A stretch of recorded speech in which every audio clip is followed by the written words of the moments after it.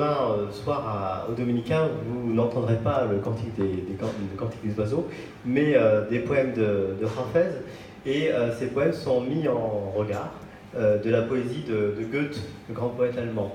Et d'ailleurs, Lélie, qui est décidément polyglotte, les récitera en français, en persan et aussi en allemand. Donc vous aurez cette musique des mots qui viendra broder la musique des instruments. Alors pourquoi on a fait comment on a imaginé cette soirée? Peut-être tu peux nous parler un petit peu de cette rencontre entre Goethe et la poésie persane, puisque ça peut paraître... C'est vrai que les Dominicains ont parfois des idées farfelues, mais en l'occurrence, c'est une idée qui est tout à fait... qui s'appuie sur des bases historiques et je dirais même scientifiques, et qui recrée cette rencontre extraordinaire entre la culture persane, l'Orient, et les cultures européennes à la fin du Xe siècle et au début du XIXe siècle. Alors comment Goethe a-t-il rencontré Hafez? En fait, Goethe est déjà vieux, hein, il a déjà près de 70 ans, et un petit peu en panne d'inspiration en fait. Hein. Il traverse une période un peu difficile et de sécheresse intérieure, personnelle, affective dans sa vie et dans son œuvre.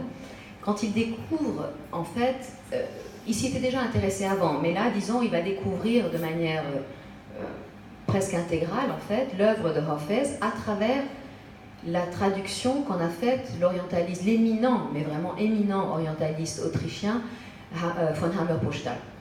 Donc, von Hammer-Posttal est quelqu'un qui traduisait à la fois de l'arabe et du persan, et qui a traduit le divan de Hafez. Donc, divan, ça veut dire un recueil de poésie. Et Hafez, comme je le disais tout à l'heure, est un poète du XIVe siècle qui arrive en fait, qui est presque le point, le paroxysme en fait de la poésie classique persane. On dit qu'après Hafez, on n'a plus jamais pu faire de la poésie classique en Iran parce que c'était un sommet indépassable, absolument indépassable. Et c'est vrai que écrire de la poésie après Hafez, c'est quand même très compliqué, il faut le dire. Mais donc voilà, donc Hammer-Posttal traduit le divan de Hafez. Il avait aussi traduit du Rumi, il avait traduit d'un autre poète qui est Nezami, un autre poète du XIIe siècle, il avait traduit du Saadi.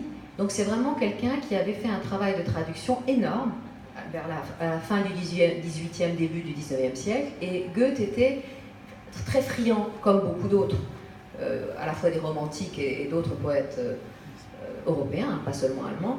Ils étaient très friands de tout ce qui venait d'Orient parce qu'ils avaient l'impression que l'Orient allait pouvoir reféconder cette poésie un peu sur le déclin européenne qui tournait un peu autour des mêmes thèmes et qui avait du mal à se renouveler d'une certaine façon. En tout cas, c'était leur perception, la perception qu'eux en avaient, aussi bien les Anglais, les Allemands, moins les Français parce qu'ils ont toujours été très certains de la supériorité de la poésie française et ils n'ont peut-être pas tort parce que quand même la poésie française...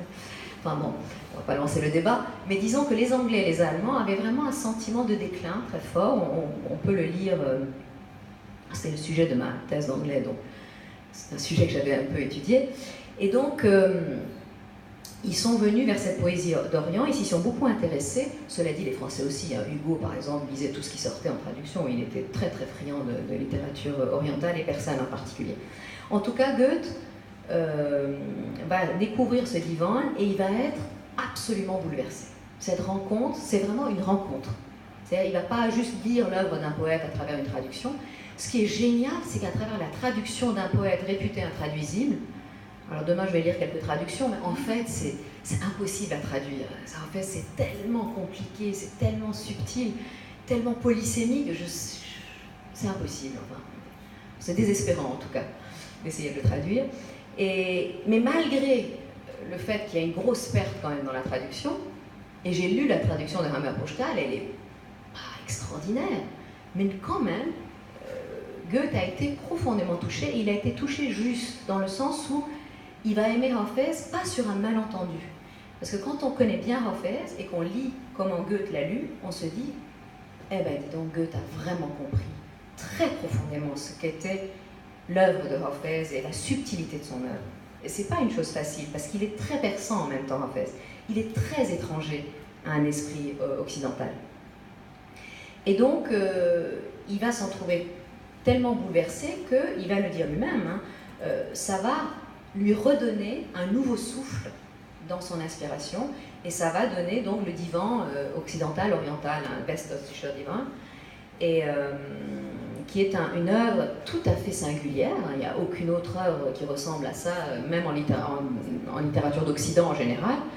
Donc il l'a conçu comme un divan, donc comme un recueil de poésie, avec des poèmes courts, des poèmes longs. À l'intérieur de ce grand divan, il y a des séquences qui ont des titres persans traduits en allemand, et il y a énormément de thèmes persans, et en particulier, il y a des adresses à Hafez. Donc il y a d'ailleurs un des passages du divan qui s'appelle le Hafezname, ça veut dire le livre de Hafez, dans lequel Goethe va s'adresser à Hafez, va lui dire tout l'amour qu'il lui porte. Il va même aller jusqu'à dire « Je ne veux rivaliser que avec toi, parce que tu es le seul poète qui est universel, éternel, etc., dont ton inspiration est divine. » Et donc, j'ai mis quelques-uns de ces passages dans le récital de demain soir pour montrer que vraiment Goethe entre en dialogue, il dit tu à Hafez, et il lui parle à travers le temps, à travers la langue. Voilà, il dépasse complètement ça, et il arrive à établir un dialogue qui n'est pas du tout une vision exotique. Et c'est ça qui est fort. C'est pas juste, oui, un truc, ou une turquerie, vous voyez ce que je veux dire? C'était très à la mode à l'époque, hein, les turqueries. Là, pas du tout. C'est absolument pas ça. C'est une profonde compréhension spirituelle de ce que signifie cette poésie, y compris dans son contexte. Et d'ailleurs, on retrouve parfois même des choses qui sont des citations. Quand on connaît l'œuvre de Hafez, on retrouve les citations. Pas que Hafez d'ailleurs, on retrouve des citations de Rumi, de Saadi, de Nezami. Il ne cite évidemment pas, mais on retrouve des thèmes, des phrases, des choses qui reviennent. Mais il en a fait une œuvre originale et personnelle. Ce n'est évidemment pas du plagiat. En même temps, c'est profondément allemand, ce qu'il fait. Mais c'est un mariage qui se fait à un niveau vraiment originel, je ne sais pas comment dire, à un niveau en tout cas spirituel. C'est une vraie rencontre, et c'est une vraie union dans le sens où il y a une vraie fécondation de Goethe par l'œuvre de Hafez. Et c'est ce dont on a essayé de rendre compte dans ce récital, en faisant aussi intervenir la musique, parce que, en fait, on s'est rendu compte que la musique de Bach, et en particulier d'un des fils de Bach, Karl Emanuel Philipp Bach, était une musique qui avait entendu aussi quelque chose de cette spiritualité persane et de cette poésie persane. Et donc, c'était absolument naturel. Quand on a travaillé avec Shani Di Luca sur les morceaux et les poèmes, c'est venu absolument naturellement. Elle a dit « Ah, j'ai envie de jouer ça ». Ah oui, puis moi je dis tiens, j'ai envie de lire ça, et elle me dit ah oui, mais là-dessus. Et vraiment, c'est venu d'une manière tellement naturelle qu'on avait l'impression que cette musique a été faite pour cette poésie.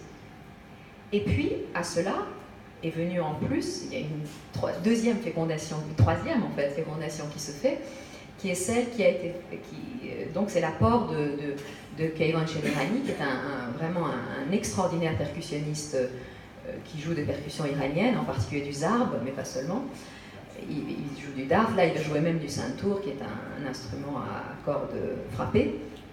Mais disons que voilà, il est venu avec ses rythmes du zarb, et on s'est rendu compte qu'il pouvait épouser la musique de Bach avec les rythmes qui sont propres à la musique persane. Et alors ça, je dois dire, moi, au début, j'étais sceptique, très sincèrement, je dois t'avouer maintenant, j'étais sceptique, mais alors, quand j'ai vu comment ils ont travaillé ensemble et comment les deux se sont entremêlés, j'étais éblouie à nouveau du fait que c'était pas une chose qu'on superposait l'une à l'autre. C'était vraiment deux voix qui dialoguaient à un niveau très profond et à un niveau qui est celui je dirais presque d'une inspiration à la fois céleste et terrestre, et la musique étant le lieu de cette rencontre. Céleste et terrestre. Oui, parce qu'il faut bien vous dire que dans les salons berlinois des années 1770, Carl Philipp